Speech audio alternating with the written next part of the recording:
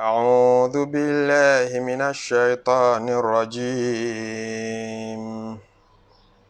بسم الله الرحمن الرحيم. أعوذ بالله من الشيطان الرجيم. بسم الله الرحمن الرحيم. سبحان الله والحمد لله ولا إله إلا الله الله أكبر ولا حول ولا قوة إلا بالله العلي العظيم. عدد خلقه ورضا نفسه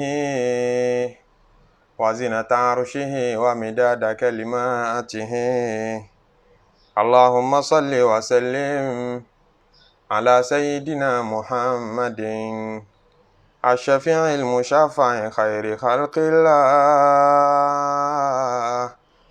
وعلى الأنبياء والمرسلين وآلهم وصحبهم أهل الله. أعوذ بالله من الشيطان الرجيم. بسم الله الرحمن الرحيم. لا إله إلا الله الله محمد أفضل رسل الله صلاة الله سلام الله عليه وسائر أهل الله. لا إله إلا الله والله محمد أفضل رسل الله صلاة الله سلام الله عليه وسائر أهل الله. لا إله إلا الله الله محمد أفضل رسل الله صلاة الله سلام الله عليه وسائر أهل الله. لا إله إلا الله والله محمد أفضل رسل الله صلاة الله سلام الله عليه وسائر أهل الله. القرآن كلام الله ذا الفرقان كتاب الله فيه معان هدي الله منه بيان لشرع الله. لا إله إلا الله الله محمد أفضل رسل الله صلاة الله سلام الله عليه وسائر أهل الله. ذا العرفان بنور الله للإسلام بحب الله والإيمان بحكم الله على الإحسان بنعم الله. لا إله إلا الله الله محمد أفضل رسل الله صلاة الله سلام الله عليه وسائر آل الله. في نصائح رشد الله لهدي الخلق بسعد الله أجل مفاتيح اسم الله به يتجلى ذكر الله. لا إله إلا الله الله محمد أفضل رسل الله صلاة الله سلام الله عليه وسائر أهل الله. من اهتدى بكلام الله قد اصطفى من عصي الله وهو طلاسم سر الله فيه معالم صنع الله. لا إله إلا الله الله محمد أفضل رسل الله صلاة الله سلام الله عليه وسائر أهل الله. وكل أوامره لله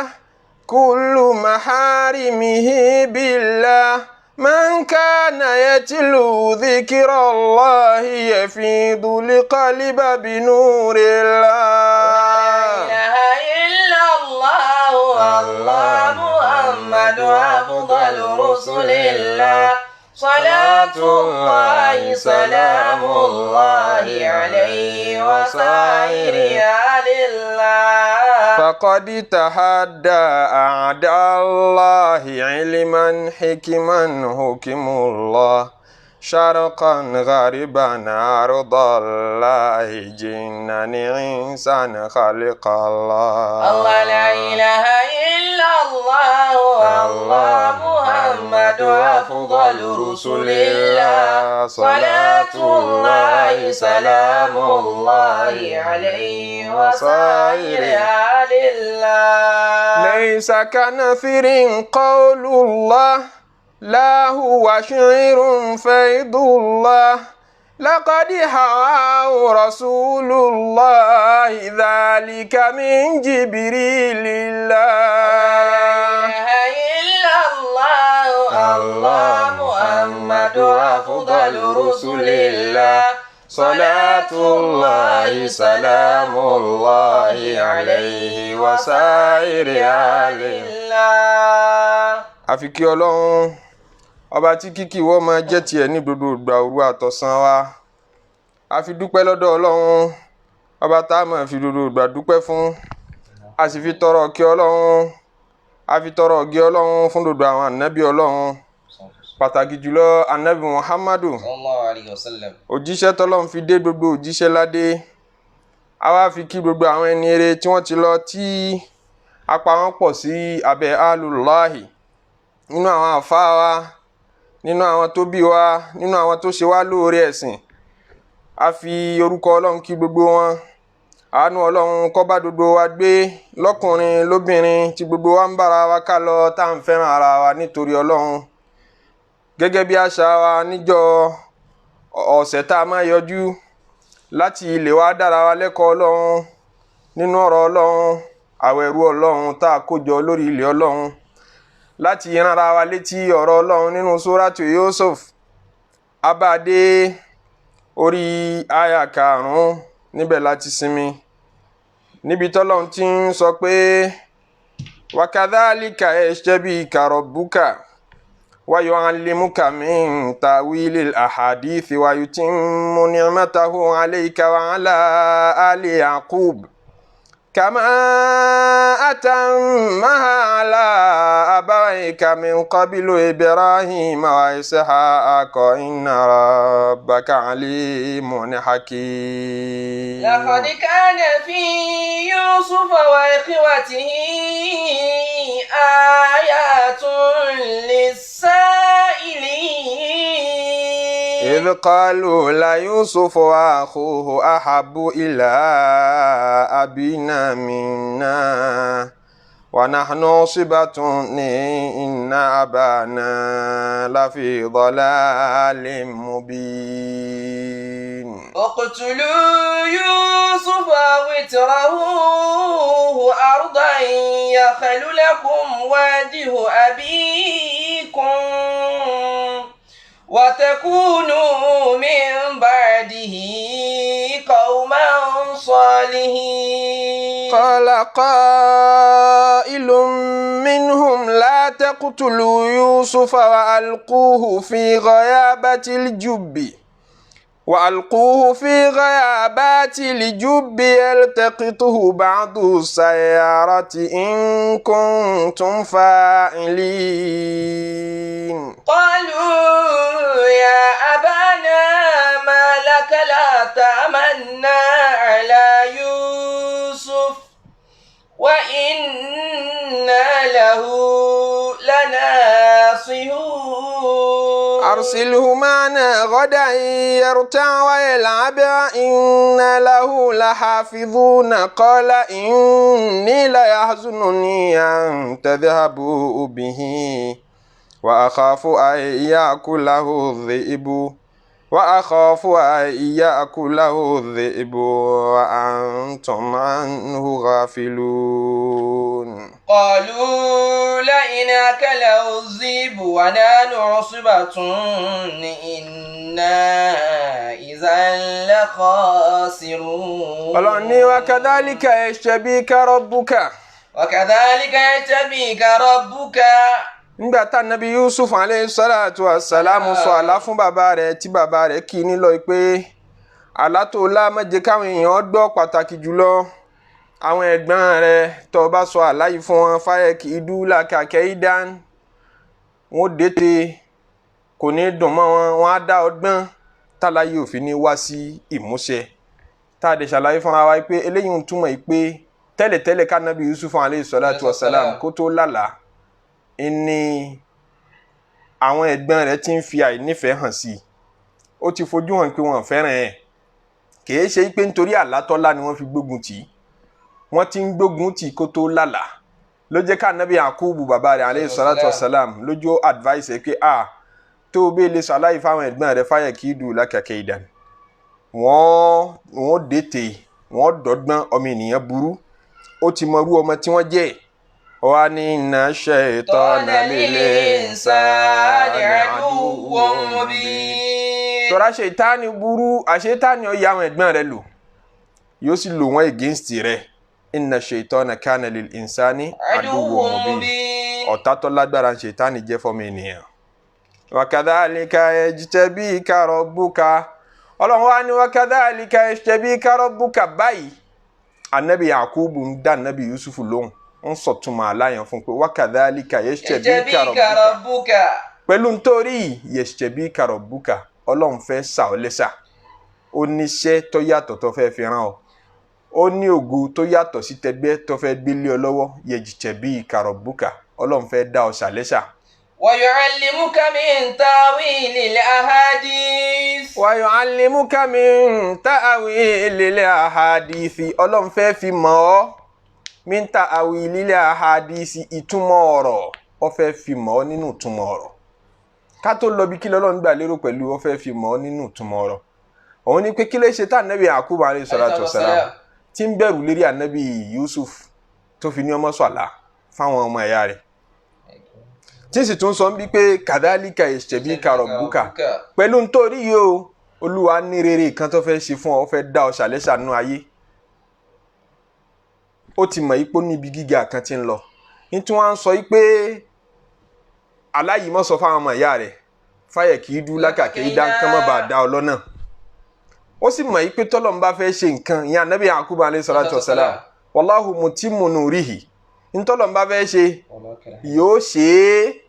Àṣẹ Ọlọ́run ọba wá sí ìmúṣẹ, ẹnìkan ọba máa bínú, kò bá máa fèrí jánu. Èyí ṣe tá Ànábì Yakubu tí wá ń bẹ̀rù tẹ́mi rẹ̀ ọba lẹ́ pé sólùwà ti fàpẹ́rẹ́ yìí hàn náà, ó ti fàpẹ́rẹ́ yìí hàn náà, kò sí ní tó lè pé ọmọdé bẹ́ẹ̀. Kí lè ti tún jáyà? Àwọn ńlá aka ìwà ni bẹ́ẹ̀ ni, kì í ṣe pé Ànábì Yakubu alayhi salatu wassalam ń ṣe iyèméjì Ọlọ́run, kì í sì ṣe pé ẹ̀rù ń bà pé àbá Ànábì Yusuf alayhi salatu wassalam ní débi tí ń lọ. Wọ́n ní tí ń já láyà ní pé tó bá sọ fáwọn ọmọ ìyá rẹ̀ pàlà tó ń lá ni, wọ́n dà á láàmú, wọ́n fìtínà rẹ̀ kó tó lè débi tí ń lọ, wàhálà tí ó kàn yọ pọ̀. Ànábì Yakubu alayhi salatu wassalam mọ̀ pé yóò débẹ̀, àmọ́ fayakidu laka kaidan tí ń bà á lẹ́rù ní pé ọmọ ènìyàn burú, wọ́n dọ̀ ọ́ láàmú, kódà bá ṣe Ọlọ́run ọba ó padà tiẹ̀ ṣe, wọ́n fojú rẹ̀ hàn màbò. Ọ̀dà akọ́rọ̀ rẹ̀ ó wà in secret ju kí wọ́n ti mọ bí ọ̀n lọ́lọ́. Àwọn onímọ̀ wọ́n á gbé yẹ̀wò pé ṣé àlá tí Ànábì Yusuf alayhi salatu wassalam láyìí ṣé ló padà líkì síta ni tó bí káwọn ọmọ ìyá rẹ̀ wá mọ̀ pìmọ̀pọ̀ àti pa? Ṣálá yẹn ni wọ́n gbọ́ tí wọ́n fi ń padà ń deliberate lérí pé káwọn pa, àbí wọn ọ̀dọ́ ṣálá yẹn àìkàn nífẹ̀ẹ́ rẹ̀ ti tẹ́lẹ̀tẹ́lẹ̀ yẹn náà ni ó bí? A rí nínú àwọn onítàn tí wọ́n sọ fún wa pé nígbà tá Ànábì Yusuf alayhi salatu wassalam ń sọ àlá fún Ànábì Yakubu, ó dé tí ìgbó ẹni tó kù fún un ní mọ̀mọ́. Ṣé mọ̀ nípa sọ pé Ànábì Yusuf alayhi salatu wassalam mọ̀mọ́ tó bí ti fayé lẹ̀, wọ́n nígbà tí mọ̀mọ́ rẹ̀ bí tán tí ó sì bímọ tó tẹ̀lé ìyẹn Binyamin, nígbà tí wọ́n bí Bùníyámínù tán yẹn second born ẹ̀ ara rẹ̀ ò tí ì tutù, ara rẹ̀ sì tutù kò tí ì gbẹ tó ṣẹ̀ṣẹ̀ bímọ tán náà ló jẹ́ Ọlọ́run nípè. Owú sì ń bẹ láàrin ìyálé àti ìyàwó, wọ́n lẹ́gbọ́n àtàbúrò ni wọ́n gẹ́gẹ́ bá a ṣe pa nínú tàn sẹ́yìn. Ìyàwó gangan ìyẹn ìyàwó kejì lànàbì Yakubu fẹ́fẹ́, wọ́n fi ẹ̀gbọ́n fún un ni. Ó jẹ́ kó jẹ́ sí pé àjọṣepọ̀ ànábì Yakubu alayhi salatu wassalam pẹ̀lú ìyàwó kínní kò dán mọ́rán bí ìyàwó kejì gangan ló nífẹ̀ẹ́. Nígbà tó wá jẹ́ pọ́dọ̀ rẹ̀ nífẹ̀ẹ́ wà, òun kan yìí náà ni ó tún wá bímọ bọ̀rọ̀ méjì tí ó tún wá bí nígbà tí ó bí ẹlẹ́ẹ̀kejì ó tún fayé lẹ̀. Ó jẹ́ ká ànábì Yakubu alayhi salatu wassalam lákòólé kan Yusufu àti Baniyamin pé kò sí àwọn láyé mọ́, èmi náà ló kù, èmi máa ṣe bàbá àtìyá fún wọn. Ìyẹn ló bí ká ànábì Yakubu alayhi salatu wassalam lákòólé kan Yusuf àti àbúrò rẹ̀ yàtọ̀. Ó wá jẹ́ sí pé kì í dùn mọ́ gbogbo àwọn ẹ̀gbọ́n tánjọ́ mọ́ ìyálé, kì í sì dùn mọ́ ìyálé fún rẹ̀ tí ń jẹ́ ẹ̀gbọ́n ìyá wọn. Níjọ́ tá ànábì Yusuf alayhi salatu wassalam ó máa wá sọ àlá fún bàbá rẹ̀ ànábì Yakubu, wọ́n ló dé tì gbọ́ ẹni tó kù fún ní màmá tí ń jẹ́ ìyálé màmá rẹ̀, ẹ̀gbọ́n màmá rẹ̀. Òun ló wá pe gbogbo àwọn ọmọ tọ̀dọ̀ rẹ̀ sẹ́gbẹ̀ẹ́ ń pé ẹ̀yin mọ̀ ponú púpọ̀, ẹ mọ̀ tí bàbá yín àtàbúrò yín ẹ mọ̀ tí wọ́n ń dá lára tí wọ́n ń pa léṣe. Àlá tó lóhùn lánìí kò sì sí ń tà láhùn túmọ̀ sí tọ́tayọ wípé yóò padà jẹ gàba lérí gbogbo yín. Tí ẹni pé bàbá yín fẹ́ràn ẹ̀ tẹ́lẹ̀tẹ́lẹ̀ náà ju gbogbo yín lọ, yóò padà jẹ gàba lérí gbogbo yín. Bàbá rẹ̀ ti ń bá a sán náà, ó ti ń bá a sán ní, ó ti ń bá a sán náà, ó sì ń bá a sán ní, ó ń bá a sán náà ní ẹ̀hún ṣeun jàre, ó ń bá a sán náà ní bí ó ṣe dé ipò tí ó ga ju gbogbo yín lọ. Ara ẹ̀ làlá tó lóhùn láyìí. Kódà kò tún ní mọlérí tí yín nìkan, bó ṣe lóhùn ó ju gbogbo yín lọ, ó tún lóhùn ó ju bàbá rẹ̀ àti èmi gan lọ. Ló fi lóhùn rí oòrùn àtòṣùpá táwọn náà tún forí balẹ̀ fún òun. Kìí ṣàwọn òṣùpá, kìí ṣàwọn àràwọ̀ mọ́kànlá lásán. Ó tún lóhùn róòrùn àtòṣùpá tí ń rẹpírẹsẹ́ǹtì bàbá àtẹni tó kù fún níyà yẹn ìyálé, òun rí gbogbo wọn tán forí balẹ̀. Ìyẹn ni pé Yusufu rẹ̀ bá tètè mójútọ́rọ̀ rẹ̀ yóò padà sọ gbogbo adẹrú lọ́jọ́ iwájú. Wọ́n ní láti gbà náà ni ète náà ti bẹ̀rẹ̀. Àmọ́ àwọn kan sọ pé rárá kìí sọ̀rọ̀ àlá ló bí ète táwọn ẹ̀gbọ́n ànábì Yusuf alayhi salatu wassalam tí wọ́n dá against rẹ̀, kìí ṣàlá ló bí. Wọ́n rí lè fẹ́ràn rẹ̀ tẹ́lẹ̀tẹ́lẹ̀ náà. Ní tí ó sì jí wọ́n fẹ́ràn ẹ̀ ní kí wọ́n rí pé bàbá àwọn wọn kákòólé kan Yusuf àtàbúrò rẹ̀ ju ìyẹn sì lálùkùránì kọ̀ǹfàmù tó tọ́. Ọlọ́run wá ní wa kadhalika yajtabika rabbuka wa yu'allimuka min ta'wilil ahadith. Ànábì Yakub alayhi salatu wassalam wọ́n sọ fún Yusuf pé pẹ̀lú àlátọ́ láyìí Olúwa ń bọ̀ wá fi mọ̀ ta'wilil ahadith. Kí ni ìtumọ̀ ta'wilil ahadith? Ńbẹ̀ làwọn àfọ̀n tafsiri ti lọ lọ́tọ̀ọ̀tọ̀. Àwọn kan ní yóò fi ìtumọ̀ àlá mọ̀ ọ́, ta'wilil ahadith ni yóò fún ọ ní ìmọ̀ ìtumọ̀ àlá. Ìmọ̀ táwọn èèyàn bá lálàá kò sí bó ṣe lè lọ́jú pọ̀ tó, kí làlá yẹn gbé wá mẹ́sẹ̀jì kí mẹ́sẹ̀jì ti ń bẹ́ẹ̀ bẹ́ẹ̀ yóò máa yé wọ Yusufu. Ìmọ̀ yẹn àdáṣàlẹ́ṣà ni tọ́lọ́run fẹ́ fi fún wọ Yusuf. Ìtumọ̀ ta'wilul ahadithi ni. Àwọn kan ní rárá ta'wilul ahadithi ni pé ọmọ túmọ̀ tírà Ọlọ́run, yẹn ni pé ọmọ kíw gbogbo àwọn tírà tó ti ṣáájú, Suhufi Ibrahim, tírà tọ́lọ́run fún grandfather rẹ̀ yẹn Ibrahim, èyí tọ́lọ́run fún anabi Ishaq, àti ìwé gbogbo àwọn àṣẹ̀ǹbáyé tó bá lọ́dọ̀ bàbá rẹ̀ nínú ìmọ̀nà ẹ̀sìn àti gbogbo àwọn wáyìí ọmọ Ọlọ́run fẹ́ sìn rẹ̀ mọ́ yàtọ̀. Wọ́n ní túmọ̀ ta'wilul ahadithi ni. Àwọn kan sì ní túmọ̀ ta'wilul ahadithi ni pé níbo lọ̀rọ̀ já sí, Ọlọ́run ó fún ọ ní ìlàkàyè òye tó fi máa mọ níbo ni ọ̀rọ̀ kọ̀ọ̀kan máa já sí. Yẹn ni pé ó ní ìlàkàyè àtọgbọ́nú láti kékeré. Ọwá ni wa yutimmu ni'matahu alayka wa ala ali Yakuba. Olúwa sì ṣe tán yutimmu ni'matahu alayka láti lè parí ìdẹ̀ra rẹ̀ lé ọ lérí. wa ala ali Yakuba. Àti lérí gbogbo àwọn mọ̀lẹ́bí Yakuba ẹ̀mọ̀dún nǹkan. Ọlọ́run ṣe tán láti parí ìdẹ̀ra rẹ̀ lé ọ lérí ìwọ Yusuf pẹ̀lú àlátọ́ láyé o. Ó ṣe tán àti parí ìdẹ̀ra rẹ̀ lé ọ lérí wa ala ali Yakuba àti lérí gbogbo àwọn mọ̀lẹ́bí Yakuba. Bàbá náà ní ń sọ̀rọ̀, Yakubu fún rẹ̀ ní ń sọ̀rọ̀. Ó wá ní pẹ̀lú gbogbo alu Yakubu yẹn àrọ́mọdọ́mọ òun. Àlátọ́ láyìí túmọ̀ sí wípé oore yẹn gan ní mọ lérí ìwọ nìkan, yóò tún sàn kan gbogbo àwọn ọmọ ìyókù. Ẹ mọ̀ dàbí àlátọ́lá ọlálàá pé òun rí ìràwọ̀ mélòó mọ́kànlá 11 كوكبا ahada ashara kawkaban òun lálàá ìràwọ̀ mọ́kànlá. والشمس والقمر. ẹ sọ fún mi ìràwọ̀ fún rẹ̀ náà ṣé nǹkan rí ni àbí kì í ṣe nǹkan rí? nǹkan yìí ni nǹkan àpọ́nlé ni. àwọn ẹ̀gbọ́n anabi yusuf alayhi salatu wa salam tó bá yẹ sí pé wọ́n mọ̀ túmọ̀ ọ̀rọ̀ ni ó yẹ kán mọ̀ láti bẹ̀ pé aláta anabi yusuf láàyè tábúrò àwọn láàyè ó lè jẹ́ sí pé tòótọ́ nítorí àwọn sí lójú àlá àwọn kéré sí nítorí rẹ̀ sí ń pé dúdú àforíbalẹ̀ fóun àmọ́ yẹ kán tara ẹ̀ mọ̀ yí pé ó ti rí nínú mẹ́sẹ̀jì ń pé gbogbo àwọn ẹ̀gbọ́n náà ń bọ̀ wá dẹni gíga gbogbo àwọn ẹ̀gbọ́n òun náà ń bọ̀ wá di ẹni gíga yín náà ń bọ̀ wá dìràwọ̀ ìràwọ̀ tí yín lè má tó tèmi o àmọ́ ń bọ̀ wá dìràwọ̀ láyé torí ahada ashara kawkaban ìràwọ̀ mọ́kànlá wọn á níyẹn lọ́fà àtànàbí Yakubu fi sọ pé ìtumọ̀ alátọ̀ láyìí ni pé ọlọ́run bọ̀ wá parí ìdẹ̀ra ìjà nàbì lé ọ lérí ọ̀dà nàbì ọlọ́run oore yín ò tó wá ní mọ́lẹ́rì rẹ nìkan wà ala ali Yakuba kódà yọ kárí gbogbo àwọn ẹ̀gbọ́n rẹ̀. كما أتمها على أبويك من قبل إبراهيم وإسحاق. gẹ́gẹ́ bọ́lọ́run ti ṣoore ní fún àwọn bàbá rẹ̀ méjèèjì ṣáájú anabi Ibrahim àti Ishaq bàbá rẹ̀ anabi Ibrahim bàbá rẹ̀ àgbàlá anabi Ibrahim bàbá kẹta lọ́hùn bàbá rẹ̀ kejì lọ́hùn òun là anabi Ishaq bọ́lọ́run ṣe ṣoore nùbúwà fáwọn méjèèjì tẹ́jà anabi ọlọ́run ń bọ̀ wá ṣe bẹ́ẹ̀ fún ọ ń bọ̀ wá ṣe bẹ́ẹ̀ fáwọn ẹ̀gbọ́n rẹ̀ náà àwọn alu Yakubu. Inna rabbaka alimun hakimun ọba onímọ̀ lọ́lọ́run ọba rẹ̀ Yusufu hakimun ọba tó máa ti ń ṣe ní àsìkò tí ó ṣe nǹkan kọ̀ọ̀kan ọmọ àwọn tẹ̀síìrì yìí tú bẹ́ẹ̀ láwọn tó gbà ipa nàbí ọlọ́run làwọn ẹgbẹ́ nàbí Yusuf alayhi salatu wassalam àmọ́ èyí tó lálàáfíà jù ní ọ̀rọ̀ ni pé wọn kì í ṣànàbí ọlọ́run torí tẹ́yìn náà bá padà rí àwọn àrà tán dá àyà òkè sáwọn ànábì ọlọ́run pọ́sibù kan máa ṣerú ẹ̀ṣẹ̀ báyìí tí wọ́n wá ń pìmọ̀ pọ̀ bí wọ́n ti pa ànábì Yusufu wọ́n á tún ṣe bàbá wọn gbọ́rọ̀ sí bàbá wọn lẹ́nu wọ́n ń pa bàbá wọn lẹ́kún sáà ànábì ọlọ́run náà ni ó dàrú eléyìí wò àwọn tán gbà pa ànábì ọlọ́run ni wọ́n ní kò burú wọn àti ìdá ànábì ọlọ́run nígbà tán ṣe gbogbo ẹ̀ṣẹ̀ yìí èèyàn lè ṣẹ̀ síwájú kó tó di pé Ọlọ́run ó sàlẹ̀ ṣàì pé mo fẹ́ rán ọ níṣẹ́ àmọ́ ìtàwọn mímọ̀ muhakiku náà sọ ní pé rárá gbogbo ẹni tí ó bá dà ànábì ọlọ́run àti kékeré ni wọ́n ti máa jẹ́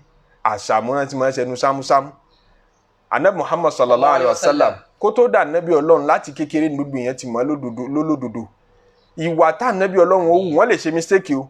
gẹ́gẹ́ bí èèyàn àmọ́ mistake wọn ò ní débi àwọn ẹ̀ṣẹ̀ ńláńlá ẹ̀ṣẹ̀ afẹ́ pànìyàn ẹ̀ṣẹ̀ afẹ́ pa òbí lẹ́kún afẹ́ ṣe bí hooligans afẹ́ ṣe bí ọmọ táwọn ní máa nábì ọlọ́run kan mọ irú ẹ̀ kó tó dà nábì ọlọ́run pé olúwa ló pè mí ránṣẹ́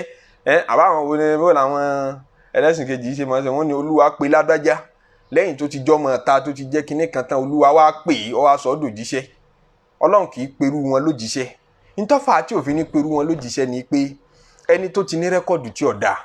lọ́dọ̀ aráyé tó bá padà sọ̀rọ̀ ẹ̀ dòjíṣẹ́ lógìgì tí ń bá ń jíṣẹ́ ọlọ́run àbí ká sọ pé ọlọ́run pè é ń jíṣẹ́ fáwọn èèyàn àárá àwọn èèyàn tí wọ́n sọ pé nítorí rẹ́kọ̀dù tó ti ní nítorí àwọn precedent cases àtàwọn tí wọ́n ti mọ̀ọ́mọ̀ tẹ́lẹ̀ wọ́n ti mọ̀ọ́mọ̀ rọ́ wọ́n mọ̀ọ́mọ̀ jìbìtì wọ́n mọ̀ọ́mọ̀ ṣìnà wọ́n mọ̀ọ́mọ̀ gbogbo orú nǹkan bẹ́ẹ̀ ọwọ́ adé lógìgì olójíṣẹ́ lòun nígbà tí ó bá máa jíṣẹ́ yẹn kò ní sí credibility mọ́ kò ní wà trustworthy mọ́ ẹni tá a bá sì ránṣẹ́ ó gbọ́dọ̀ jẹ́ ni tí nítorí iṣẹ́ tá a gbé rán a fẹ́ fi ṣẹ̀rí against àwọn tí a gbé dìde sí ni òun ni hujja ọlọ́run ọba tọ́lọ́run máa béèrè níjọ́ àlùkìyámà pé yawma yajma'u Allahu rusula ọlọ́run ó pé yóò kó dodo àwọn òjíṣẹ́ jọ fayaqulu madha ujibtum wa idha rusulu uqitat kó dodo òjíṣẹ́ jọ àmọ́ wá bí wọ́n pé ṣe jíṣẹ́ àbẹ́ jíṣẹ́ wala nas'alanna alladhina ursila ilayhim wala nas'alanna al-mursalin ṣe jíṣẹ́ àbẹ́ jíṣẹ́ tọ̀tọ̀ bá láwọn jíṣẹ́ tẹ́nìkan wá náwó pé ó jíṣẹ́ àmẹ́nì yìí èmi ò trust ẹ̀ níjọ́ tá à ń bẹ láyé toró ti jalè ó ṣe báyìí rí tó sì jó tọ́ ní sọ tí ẹ mọ̀ pé ààrẹ rí yẹn mú dógóńgó against wọn ló fi jẹ́ pé láti kékeré lolúwa ti mọ mójútó àwọn tí ó bá jíṣẹ́ ọlọ́run láti kékeré àwọn ò ní mọ bí àwọn gan lọ pé àwọn padà dòjíṣẹ́ àmọ́ lọ́wọ́n ọbọ̀ mọ̀ ṣúgbà wọn láti mọ̀ ní rẹ́kọ̀dù tí ò ní dáa nítorí ẹni tí ó sọ pé nítorí rẹ́kọ̀dù tó ti nírí yẹn ni òjò kó wọn gbà afa abuseri ó ní hamziya ó ní alifa nuska والعبادة والخلوة طفلا وهكذا نجباء alifa nuska ìsìn lọ́wọ́n ọba ìmọ̀ faradulẹ̀ fọlọ́wọ́n ọba ó ti máa nẹ́bí muhammadu lára. sallallahu alaihi wasallam. wàlẹ̀ ìbádàtà àtijọ́sìn tànẹ́bí ọmọ lọ́nu kòtò gáàrú Hira lọ́bọ́lọ́hún nájú ń bẹ̀ kódà kò tí ì dà nẹ́bí ọlọ́run gbà náà. wàlẹ̀ khalwata àti máa dáwà máa ṣe khalwa tí fúlàn láti gbà títí ń bẹ ní kékeré wàhákàdà nùjàbá o tí fúlàn wàhákàdà nùjàbá o. ó ní gbogbo ẹni tí ó bá dókè láyé gbogbo àwọn tí ó bá torí wọn bá kúnkè láyé láti kékeré ni wọ́n ti máa bẹ̀rẹ̀ bẹ́ẹ̀. láti kékeré wọ́n ti ṣe sharhu sọdírì fún anabi sallallahu alayhi wa sallam sharhu sọdírì nígbà tí ń bẹ ní ọ̀dọ̀ àwọn sàdíyà ìran sàdíyà bani Sa'd nígbà tí ń bẹ ń bẹ lọ́dọ̀ Halima tí mo mú lọ́wọ́ ni wọ́n ti lágbáyà rẹ̀ tí wọ́n ti ṣe sharhu sọdírì rẹ̀ wọ́n kó ìmọ̀ síbẹ̀ wọ́n kó dodo dọ̀tí kúrò ń bẹ̀ so bóun ni ó ṣe máa ṣe wọ́n láti kékeré wọ́n tún ṣe bẹ́ẹ̀ fún un nígbà tó tún dàgbà díẹ̀ sí ó tó ẹ̀mẹ́ta tí wọ́n ṣe sharhu sọdírì fún anabi sallallahu alayhi wa sallam bẹ́ẹ̀ ni gbogbo àwọn anabi ọlọ́run mọ́ preserve wọn láti kékeré rìáyà àmójútó ọlọ́run bó ṣe mójútó anabi Musa alayhi salatu wa salam níjọ́ tí wọ́n jù sínú odò bẹ́ẹ̀ ni gbogbo anabi ọlọ́run ọba yòókù so tá a bá sọ pé àwọn ọmọ ìyá anabi Yusuf alayhi salatu wa salam anabi ọlọ́run ni wọ́n tá a bá gbà bẹ́ẹ̀ yọ máa wá túmọ̀ wípé gbogbo ẹ̀ṣẹ̀ tẹ́ṣẹ̀ yẹn wọn ìdá anabi ọlọ́run nígbà náà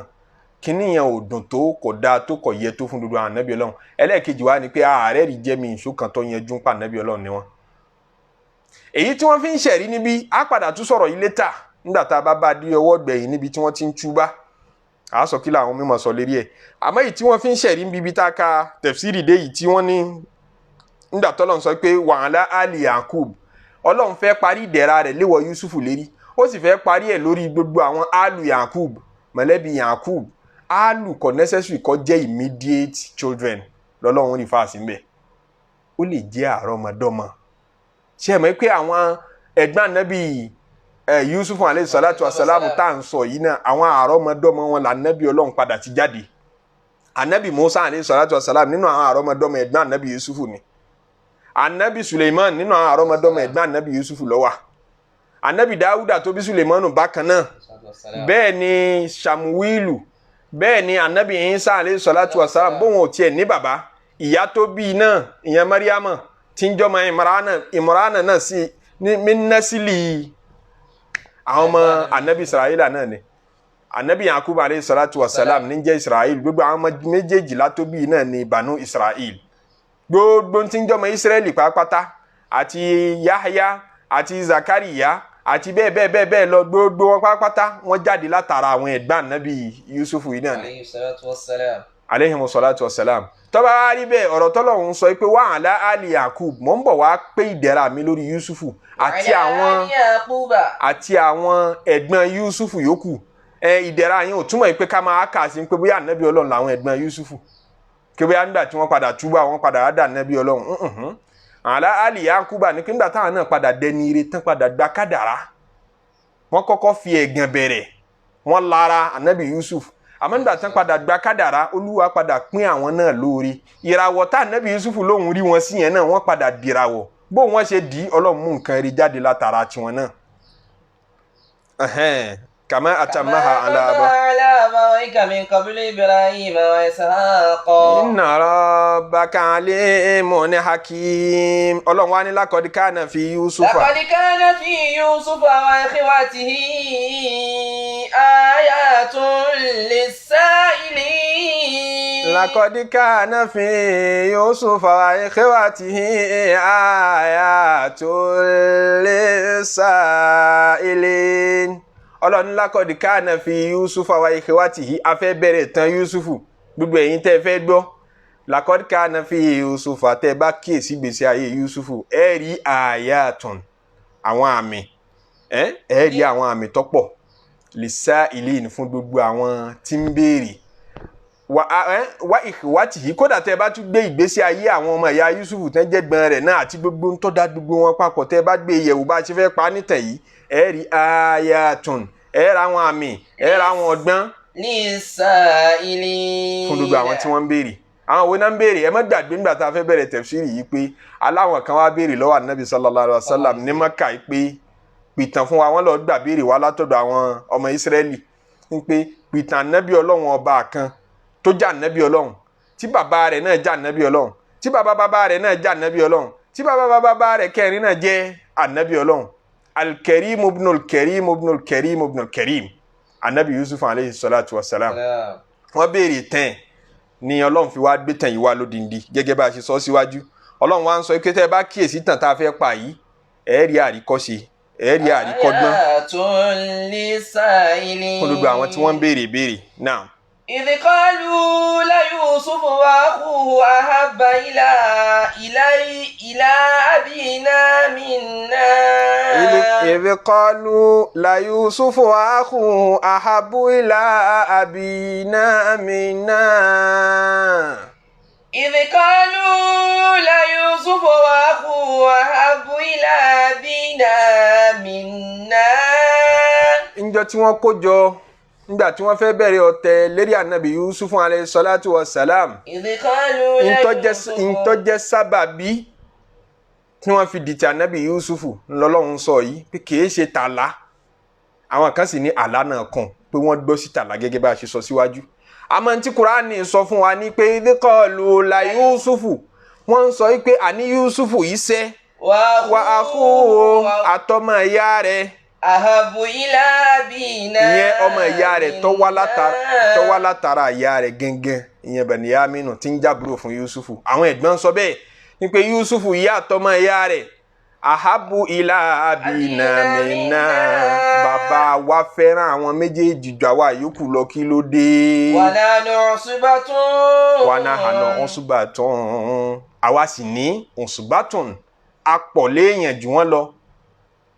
Àpọ̀jù wọn lọ èyí ṣe tí bàbá wa prefer minority wa prefer ọmọ méjì lórí ọmọ mẹ́wàá ẹ wá ń fọmọ méjì ẹ ń fọmọ méjì kẹ́ ọmọ mẹ́wàá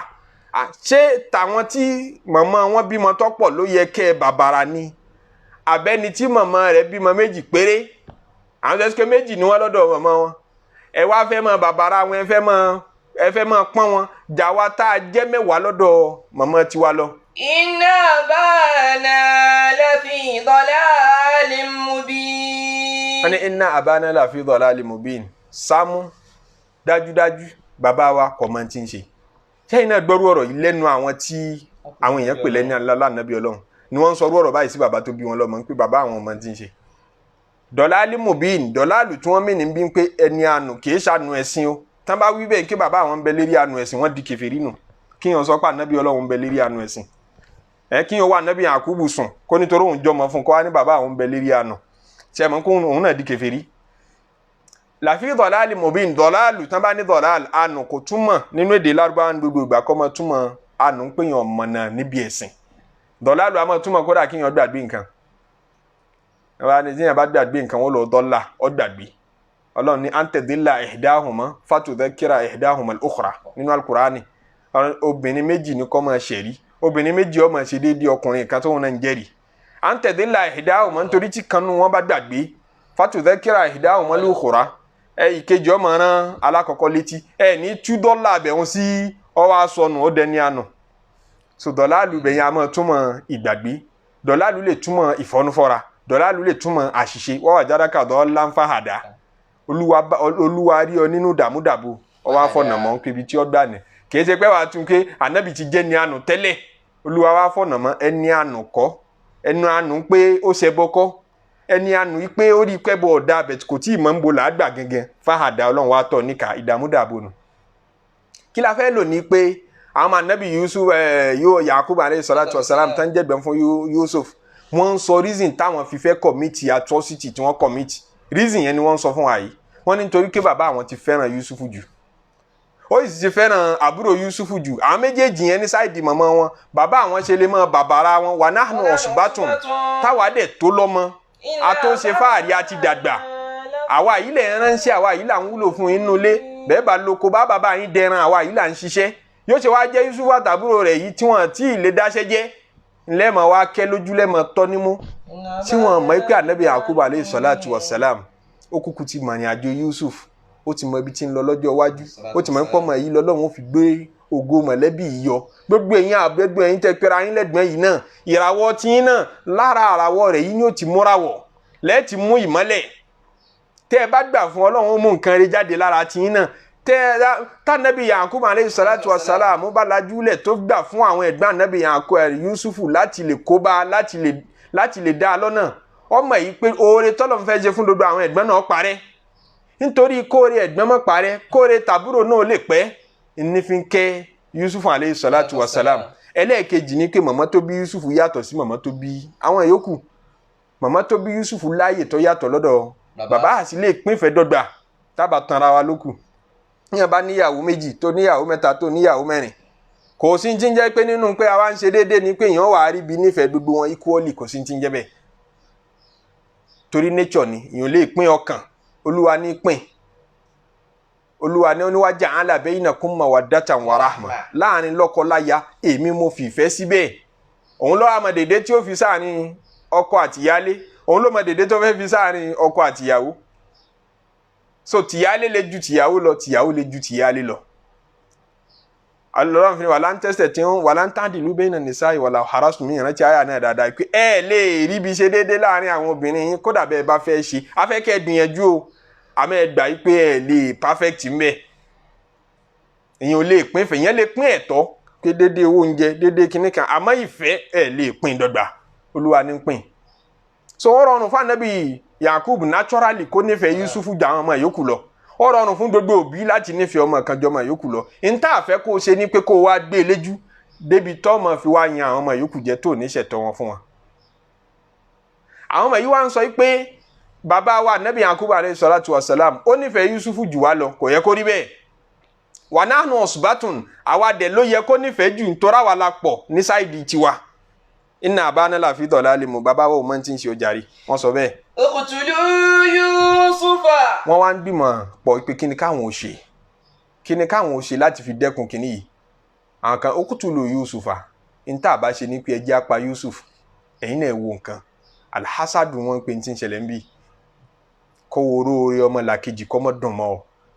ó ṣe lè jẹ́ lágbájá ó ṣe lè jóun ni wọ́n ń fi iṣẹ́ wá ọ̀dọ̀ mi ló ti kọ́ṣẹ́ ọmọ iṣẹ́ mi ni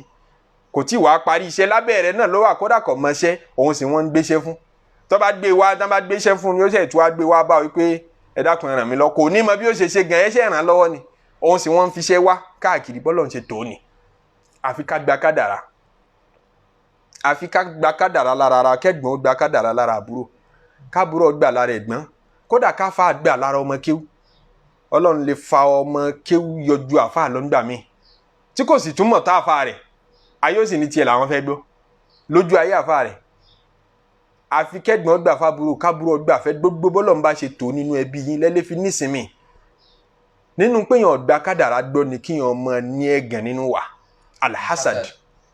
ìmọ̀ pẹ̀gàn ìmọ̀ ṣe lára nínú pọ̀ ọ̀gbà kádàrá gbọ́ lọ́wà al-imanu bil qadar mo mọ̀ ipò ti gbọ́ rí dáadáa pé ìpìlẹ̀ gbàgbọ́ ni ìkànnù àwọn arkanul iman ìkànnà àwọn orígun ìnígbàgbọ́ nínú Ọlọ́run tó ẹ́sì pé tó bẹ́ẹ̀ lé wó olúwẹ̀ ń jáde nínú Islam náà nínú tí ma wá wò ní pé kọ́ ọmọ pẹ̀gàn torí ẹni bá ń pẹ̀gàn ìtumọ̀ ẹ̀ ní pé ètò Ọlọ́run ọ̀dọ́gba pẹ̀lú ẹ̀ pálípálí bí àṣà àwọn arájà ṣe wọ́n ní ètò Ọlọ́run ọ̀dọ́gba pẹ̀lú mi pálípálí kò dọ́gba fún pálípálí ẹni tí ó bá ti gba kádàrá gbọ́ àti bọ́lọ̀ ti ń tètò rẹ̀ ní ọmọ pẹ̀gàn torí tó bá ti yí ọ yí pé àbúrò rẹ̀ ti ń rí ṣe ti ń lówó lọ́wọ́ yìí ọmọọṣẹ́ rẹ tí wọ́n ń gbéṣẹ́ fún yìí stúdẹ̀ǹtì tó kọ́ tó tún wá rí tó tètè ríṣẹ́ tó tètè ẹ padà pàdé lẹ́nu iṣẹ́ òde ti kọ́ rí nílé ìwé ní secondary school ẹ tún padà pàdé ní labour market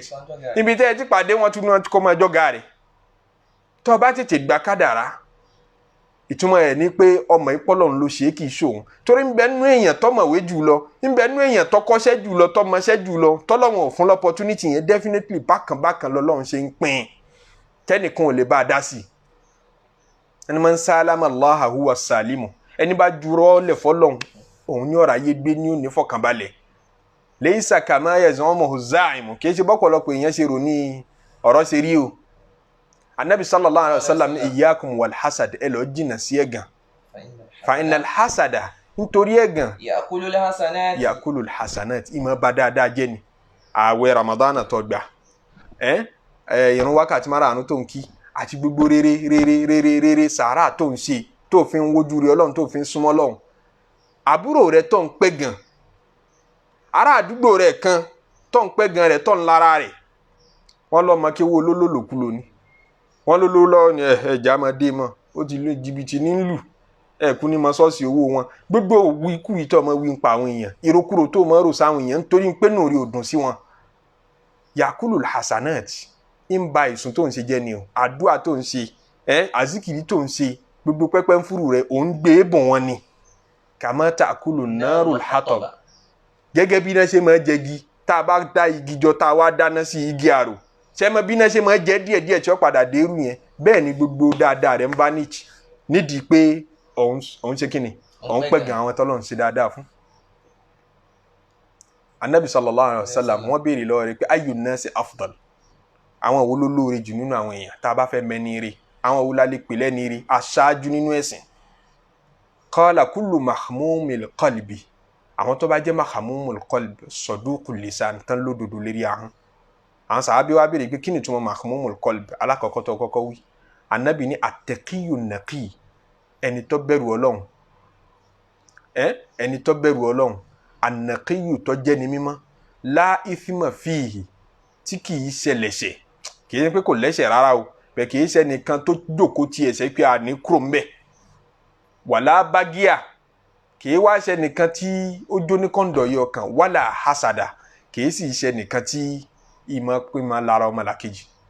Kódà Nabi sallallahu alaihi wasallam nígbà tí ń sọ̀rọ̀ àwọn kan tá Nabi ní budala hadithi náà ọlẹ̀ díẹ̀ àmọ́ lọ́tún lọ́sì àwọn àfọ mímọ̀ kan ní pẹ̀lú àwọn àṣà nídùú àwọn chain tó bá wá látọ̀dọ̀ Ànábì dọ́dọ̀ wa tẹ̀rẹ̀tẹ̀kì ila darajatil husn a lè pè ní hadisun hasan yẹn ni pé a lè máa bójú wò Ànábì sallallahu alaihi wasallam pé àwọn kan ní budala àbí abdal àwọn ẹni rere ni wọ́n gbà yí pé tí kan bá kúrò lórí ilẹ̀ nìmí máa dé ní máa gbàṣẹ́ wọ́n máa gbàṣẹ́ fúnra wọn ni Ọlọ́run máa fi wọ́n ránṣẹ́ wọn iṣẹ́ Ànábì Ọlọ́run ẹni rere ni wọ́n tí kan bá wà ń bẹ lérí ilẹ̀ tó bá ti kú tó bá ṣiṣẹ́ ìmí ò tún dé ilẹ̀ ò ní pa sófo láì ní àwọn ẹni rere tá à ń sọ yìí nínú ilẹ̀ lérí ilẹ̀ ara àwọn ẹgbà wa kan tó ní mẹ́rin ni wọ́n máa jẹ́ àwọn tó ń pè ní abdal Ànábì ní inna budala ummati lam yadkhulul jannata àwọn tá à ń pè ní budala yẹn kìí ṣe ààwẹ̀ kìí ṣàìsùn ló gbé wọn wà lìjánà walakin bi rahmatillah ìkí Ọlọ́run ọba ló gbé wọn débẹ̀ àti sakhawatul anfusi ẹ̀mí wọn mọ́ sọmọlàkejì kìí ṣàzíkìrí kìí ṣe pé wọ́n máa jókòó sínú ilé fatẹ̀sùbà ẹ̀mí rẹ̀ wá le wọ́n wá ń ìjà yẹ ẹjọ́ parí ọwọ́ ayarí ó jẹ́ nìkan tí máa bínú bíi wèrè ó jẹ́ nìkan tí máa pẹ̀gàn ó tún jẹ́ nìkan tó láhùn ó jẹ́ kó ọ̀ṣà gbádùn ọwọ́ lọ́dọ̀ ọmọ lo 3 hours lérí ìtí àdúrà òun lo 5 hours tábìlì ọ̀nṣẹ́ n tó yẹ káàzìkìrì ó ṣe nínú ìgbésí ayé rẹ̀ kò rí ṣe àwọn tó ń pè lẹ́ni Ọlọ́run tààrà Ànábì ní sakhawatul anfusi ẹ̀mí mímọ́ sọmọlàkejì àti wasalamatu sọdìr ẹ̀mí wọn gbádùn ọkàn wọn free tẹ́ ẹ bá ń sọ̀rọ̀ ẹlẹ́gbẹ̀rẹ̀ inú rẹ̀ ó máa dùn ní ara rẹ̀ ó máa yá àbúrò mi ti kọ́lé àbúrò mi rí visa àbúrò mi ń soríire àbúrò mi bímọ òun ò tí ì bí yóò sì máa lọ yóò máa bọ̀ táwọn èèyàn kan wọn ò tí ì oore tí ń dunnú sí òun ò tí ì ní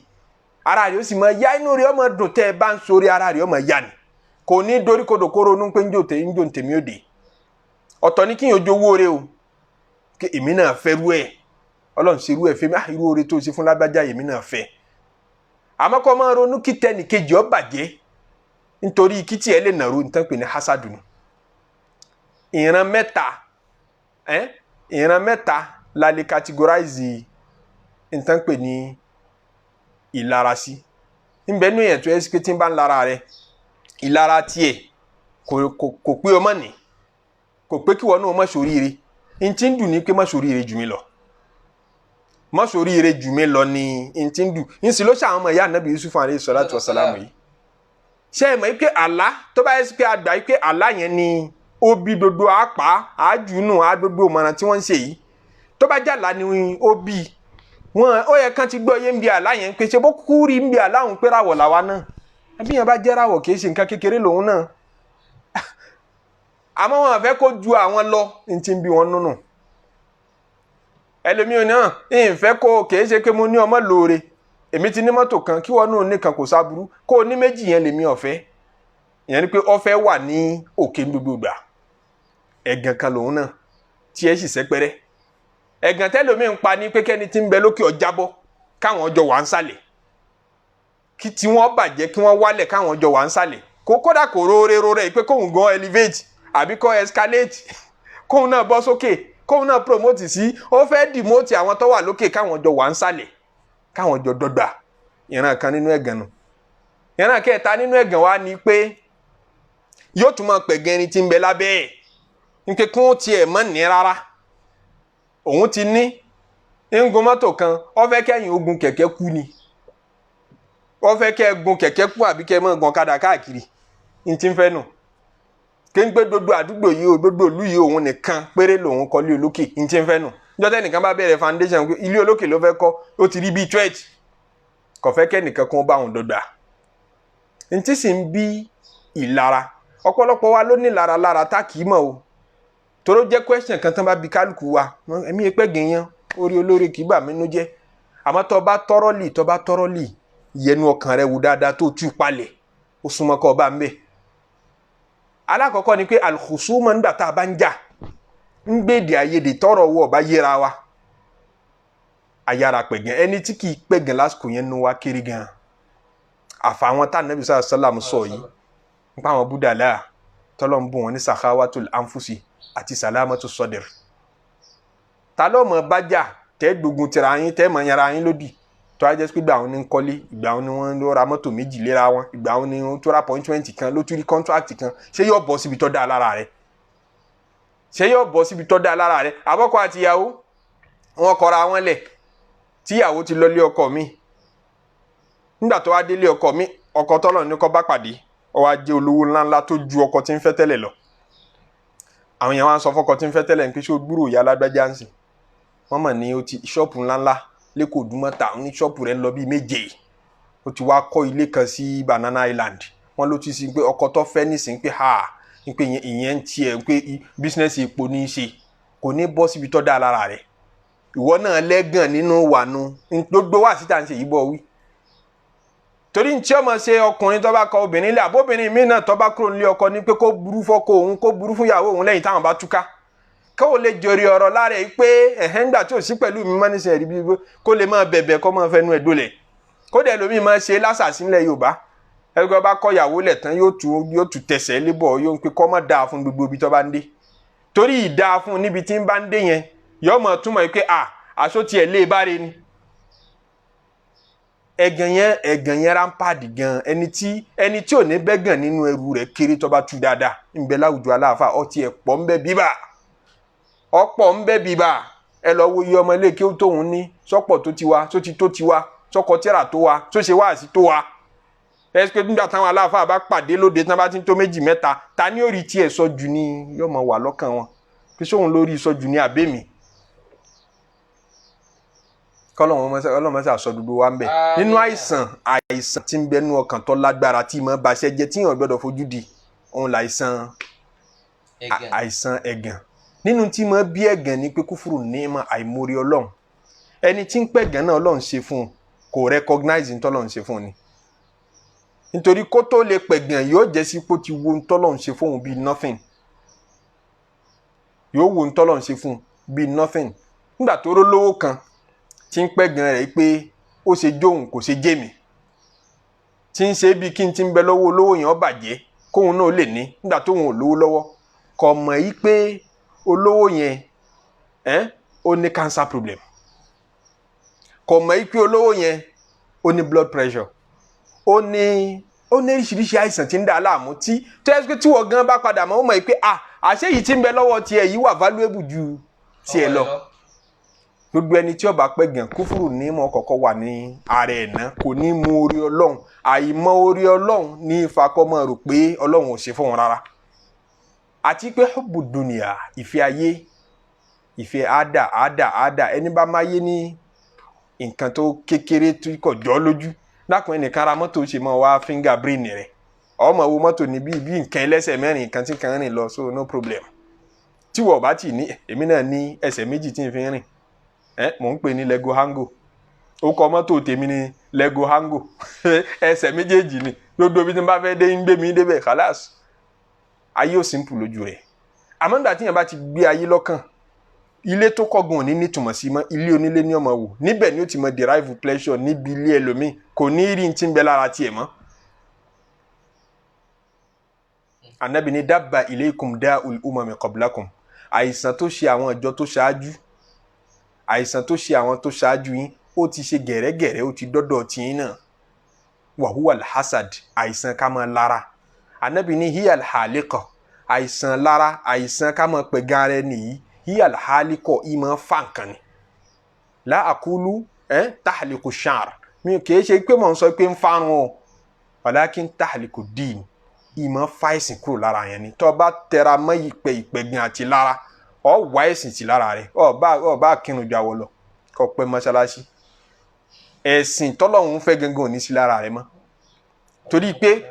ẹ̀gán lè sún yẹn dédìí ẹbọ. Àkọ́kọ́ ẹ̀ṣẹ̀ tó tiẹ̀ kọ́kọ́ wáyé kí ni ẹ̀ṣẹ̀ tí ẹ̀dá kọ́kọ́ fi ṣẹ̀ lọ́wọ́n ọba kí ni ẹ̀ṣẹ̀ ẹ̀gán ni ẹ̀gán la kọ́kọ́ ẹ̀ṣẹ̀ tó bẹ̀rẹ̀ gbogbo ẹ̀ṣẹ̀ níjọ́ tí Ṣètánì Iblis tí ń sọ fún Ọlọ́run ọba pé ẹ̀dọ̀ Ọlọ́run ní kó forí balẹ̀ fún Ànábì Ádámù kí ni òjò forí balẹ̀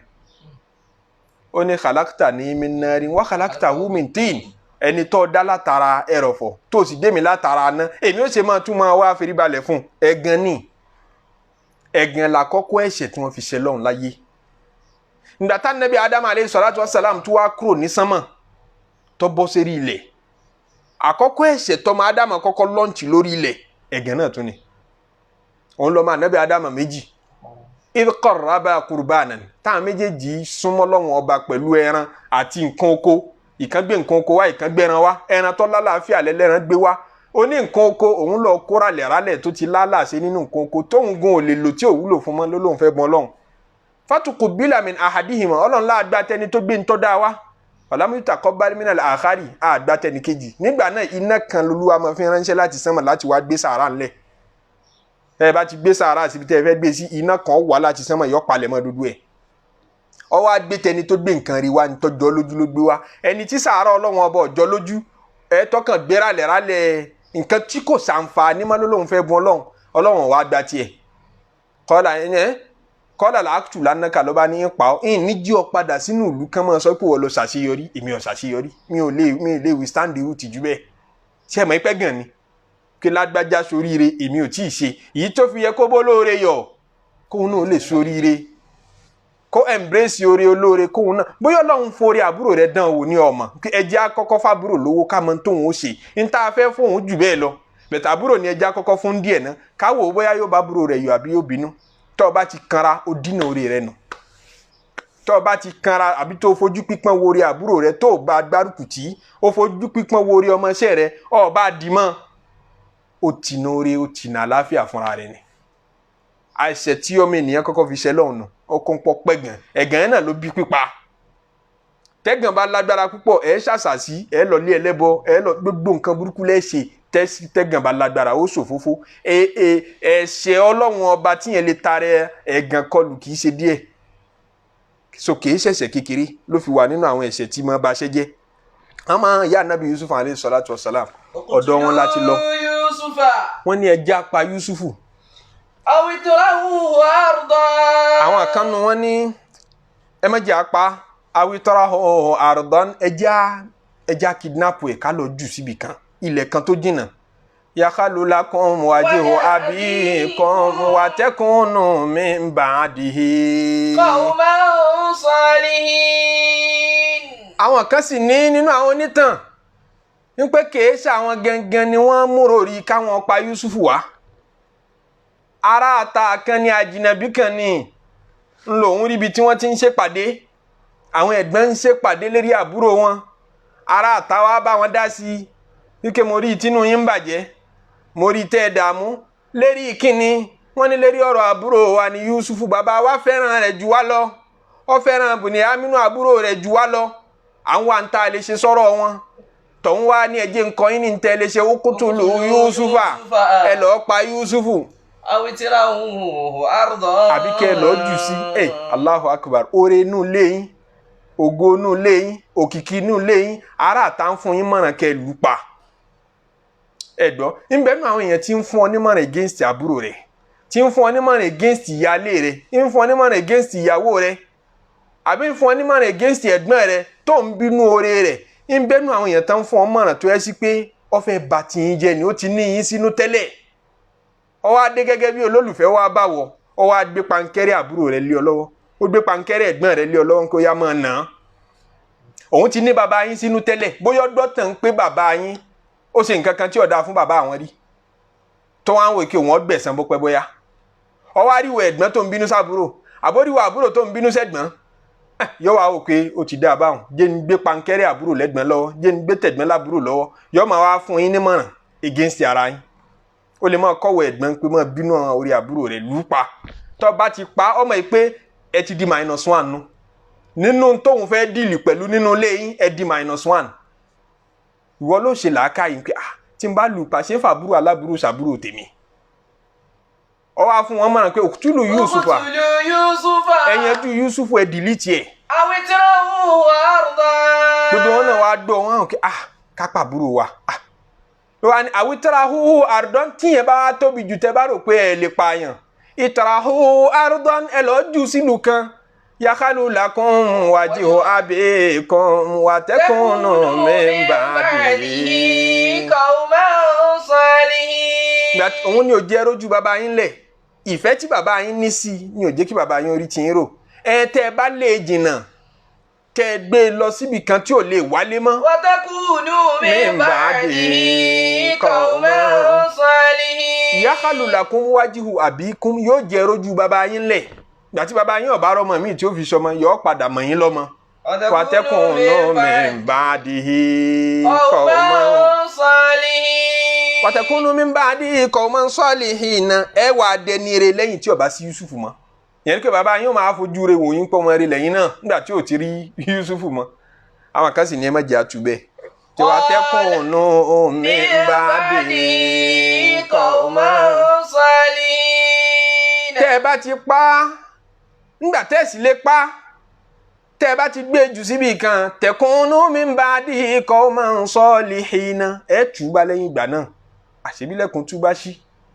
báàbù táwọ́bà ọlọ́run kì í tì í ó fẹ́ ṣẹ́ lọ́hùn tí wọ́n ń palẹ̀ mọ́ táwọ́bà kalẹ̀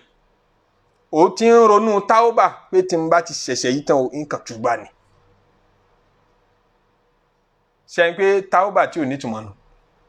ó ti structure rẹ̀ kalẹ̀ o ti organize tauba predetermined tauba pre-organized tauba tó o ti plan fún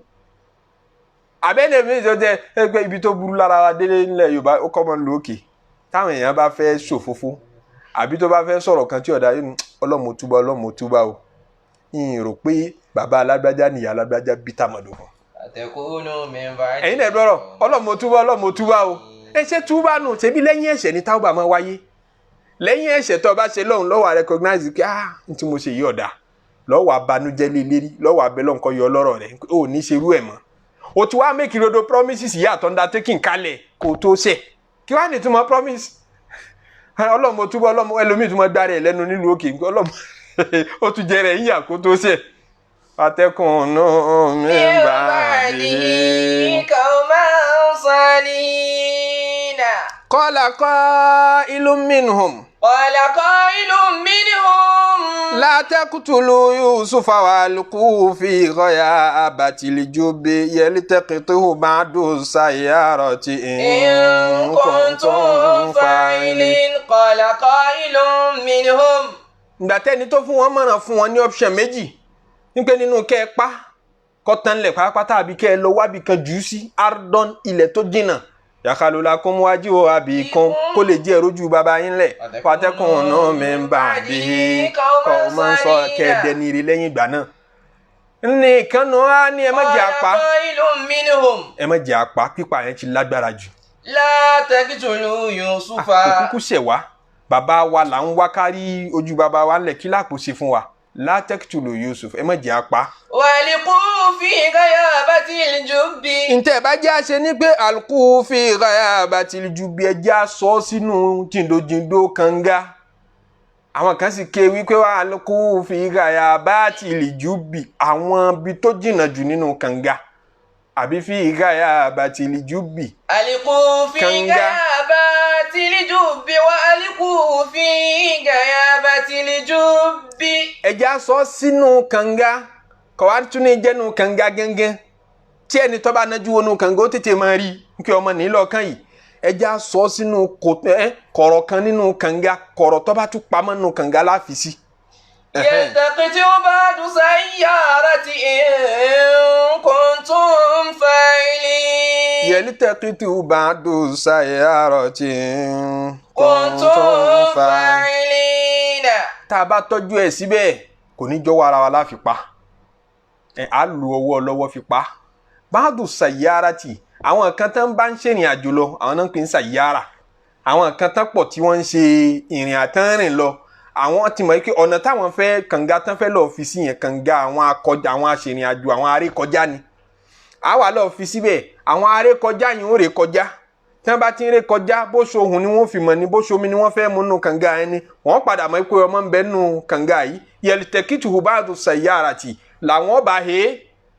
tán bá ti he nínú kan pa tán bá pa níta ń fẹ́ padà ṣẹlẹ̀ àmọ́ kì í ṣọwọ́ wa ní ọgbà ṣẹlẹ̀ tó bá yẹ pé wọn pa náà wọ́n mú un dání wọ́n sọ ọ́ dẹrú torí wọn bá ti he èèyàn gbà náà èèyàn máa dẹrú ni ọba ń ṣe ìrìn àjò lọ ń dẹ́sàtì kan níwọ̀n èéfì dání àjò ṣe láyé ijọ́ òun gbà náà torí kò sí security kò tí ì sí mọ́tò kò sí pé pápá inú gbólẹ̀ ń ṣe ìrìn àjò tó bá jẹ́wọ́ nìkan lọ fẹ́ dání àfi kó o tọ́nà dání kó o tó jẹ̀ mọ́ níwọ̀ nìkan kí wọ́n gangan jẹ́ ọmọ tó ń fi fardin kọ́ ọ̀pọ̀ léèyàn tí ó bá jẹ́ bẹ́ẹ̀ ọmọ retí ni pé àwọn òwò lọ́nà lọ́lú báyìí o ńjò lẹ́ẹ̀ṣẹ̀ tán ó lè dúró oṣù kan tọ́mọ retí ìgbà tí kọ́fí ló ṣì àwọn jẹ̀mọ́ tẹ́ẹ̀jọ ṣe ìrìn àjò àwọn lọ́wọ́ abá lọ purpose ọ̀tọ̀ọ̀tọ̀ ni destination ọ̀tọ̀ọ̀tọ̀ bẹ̀ ẹ̀ẹ́jọ rìn papọ̀ ni àwọn akọgun wà nù yín àwọn jagunjagun ẹ̀ mú fún security àwọn tó dọ́nà mọ̀ lérí desert tẹ̀ fi ní sọnù eríṣiríṣi lẹ́pọ̀ bẹ́ẹ̀ nítorí ẹ̀ pàdé àwọn kò tọ́ àwọn tọ́rọ̀k àwọn adánilọ́nà wọ́n wà olè làwọn máa ń jà wọ́n máa dáná ni ọ̀nà gbogbo àwọn aṣèrìn àjò wọ́n gba gbogbo ń tẹ́ bá kó dání àtóúnjẹ tán bá gba oúnjẹ tán bá gbogbo ó ṣeéṣe kó jẹ́ eré ìrìn àjò yẹn lẹ́ẹ̀parẹ́ sígbà tẹ́ bá rí ń tẹ́ jẹ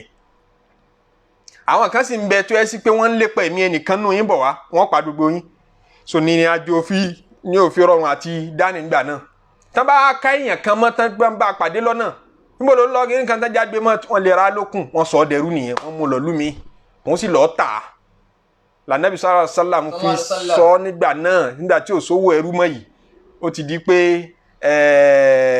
ọlọ́run ti bá wa kó bàláwù yẹn lẹ̀ ó ti kó àdánwò yẹn lẹ̀ àmọ́ nẹ́bí sàlám sọ nígbà náà pé man ba'a hurran ẹni bá ta ọmọlábí tọ́ lọ́ọ́ fowó rẹ̀ ọmọlábí tó ní baba tó níyà ó wá kidnap ẹ̀ wá nìkan mú price báyìí wá kán tó wá gbà ẹni bá ta ọmọlábí ànábì ní kò ní ròrùn àlìjánnà gbọ́ dépò pé yọ wọ̀ bẹ̀ sallallahu alayhi wa sallam torí pé tí wọ́n bá sọ̀yàn dẹrú kì í ṣe láìfù tó dáa rárá kí yóò kú dáa ju kí wọ́n sọ̀yàn dẹrú lọ lúlù gbogbo ń tọ́ bá kó jọ láyé dodo wàhálà tó bá ṣe láyé ọ̀gá rẹ̀ lónìí ẹrú kì í dá property ni níjọ́ tẹ́gà rẹ̀ bá fi ọ mari ní kódà ní Islam bẹ́rù ọba mari ọ gbọdọ̀ gba yọ̀ǹda lọ́dọ̀ ọ̀gá tọ́gà rẹ̀ bá ní ọtí rẹ̀ di ọ̀rẹ́ dìnnú fún 40 years fún 50 years ẹrú kì í ní discretion kò ní life so kán sọ̀yàn dẹrú kì í ṣe nǹkan tó easy rárá làwọn ọmọ ìyá Ànábì Yusuf wa ń sọ pé tá a bá ti jù síbẹ̀ àwọn kan ó he tán bá he nínú kẹ́pa ìntàfẹ́ ó ti ṣẹlẹ̀ àbí ká sì mú nǹkan sọ ọ́ dẹrú kán mọ̀ mú lọ́lú kan ìntàfẹ́ náà tún ṣẹlẹ̀. Qalu ya abana. in kuntum fa'ilin ó ní tẹ́ ẹ bá mọ̀ pé ìyẹn lẹ fẹ́ ṣe o in kuntum fa'ilin tẹ́ ẹ bá mọ̀ pé ẹ fẹ́ ṣe bẹ́ẹ̀ wọ́n lẹ́gbọ́n àwọn kan dákọ̀ pé Yahuda nẹni tí ń sọ̀rọ̀ yìí òun ló nífẹ̀ẹ́ lánàá Ànábì Yusuf ti ń bẹ lẹ́mìí rẹ̀ jù nínú gbogbo àwọn ẹ̀gbọ́n ẹ̀ àánú ń ṣe ọwọ́ adọ́dọ́gbà lọ́wọ́ pípa ọwọ́ àwòkí tá a bá kúkú ní kí wọ́n tọ́jú ẹ̀ síbi kan bóyá nù kànga ó ṣeé ṣe kó padà rà láàánú kan tí ó rescue life rẹ̀ tí òfin ní jẹ́ sí pókú in kuntum fa'ilin tẹ́ ẹ bá mọ̀ pé láburú ṣe Yusuf eléyìí ní kẹ́ ẹ ṣe ẹ mọ́ pa á ló mú mọ́nà náà wá náà. Qalu ya abana. ká dúró bẹ́ẹ̀ nítorí pé yaltaqitu ba'du sayyarati tí Ọlọ́run wí àwọn kan náà ti ń rí kọjá òhe ó yẹ ká fi bẹ̀yẹn sọ̀rọ̀ nípa ìdájọ́ híhe nǹkan alukutọ́tù wàlàkìtù nínú fíkìú Islam tó bá hewó kí ni ìdájọ́ ẹ̀ nígbà tí wọ́n sọ pé yaltaqitu ba'du sayyarati àwọn kan kí ní yaltaqitu ba'du sayyarati tó bá he nǹkan àwọn tán kọjá lọ ó he Yusufu tán bá ti he odi tiwọn tán bá fẹ́ pa tán bá fẹ́ fi ṣe kátàrà abẹ sọ̀rọ̀ nípa tó bá he nǹkan kí ni ìdájọ́ rẹ̀ nínú Islam ní ráńpẹ́ sokosasiko mọ́lẹ̀ ní a máa sọ ní ìjọ mẹ́jọ pẹ̀lú ògùn Ọlọ́run àsìkò tá a dẹ̀ fi ń sọ̀rọ̀ náà tún sí ó ti pé wákàtí kan kò ní jẹ́ sí pé a kàn rọ́ọ̀ṣì ẹ̀ lọ́bẹ̀ ẹ̀kọ́ tó bá yẹ ká máa dára wa láàrin kọ̀ọ̀kan a máa dára wa inshallah ta'ala. qala qailun minhum la taqtulu Yusufa wa alquhu fi ghayabatil jubbi yaltaqitu ba'du sayyarati in kuntum fa'ilin. yaltaqitu ba'du sayyarati in kuntum fa'ilin. yaltaqitu ba'du sayyarati in kuntum fa'ilin. àtẹ́wọ́ wa sókè sọ́bọ̀lùwà wa ẹ̀dùn wa pọ̀ púpọ̀ ju ìwọ ló lè ṣe dákun má fi wá sílẹ̀ wá ṣàánú wa dákun má fi wá sílẹ̀ wá ṣìkẹ́ wa. La ilaha illallah Allah Muhammadu afdalu rasulillah. Salatullahi salamullahi alayhi wa sa'iri ahlillah. Al-Qur'anu ọ̀rọ̀ Olúwa èyí tó fi ránṣẹ́ sí Muhammadu ìwé òfin tó fi ṣètò ayé wa ẹ jẹ́ ká tẹ̀lé káyé wa ó lè dùn. Ẹ jẹ́ ká gbà fún káyé wa ó lè dá. La ilaha illallah Allah Muhammadu afdalu rasulillah salatullahi salamullahi alayhi wa sa'iri ahlillah. Ọlọ́run mọ́sá wọlá súrátù Yusufu mọ́sá ṣàánú wa àmín mọ́sá kẹwàá jù báyìí lọ àmín la ilaha illallah àmín ṣàánú àwọn tó bí wa náà ṣàánú àwọn afá àtọkọ wa ń kéwú àtàwọn táwa náà bí gbogbo ẹni tí ń fẹ́ tiwa nítorí Ọlọ́run jáàánú rẹ̀ ọmọ bá wa gbé kó bá wa gbé láyé kó bá wa gbé nínú sàárè bá dijọ́ àlùkìyámà káwa nù àwọn tí Ọlọ́run bọ́ kẹ́ wala subhana rabbika rabbil izzati amma yasifun wa salamun ala al-mursalin walhamdulillahi rabbil alamin.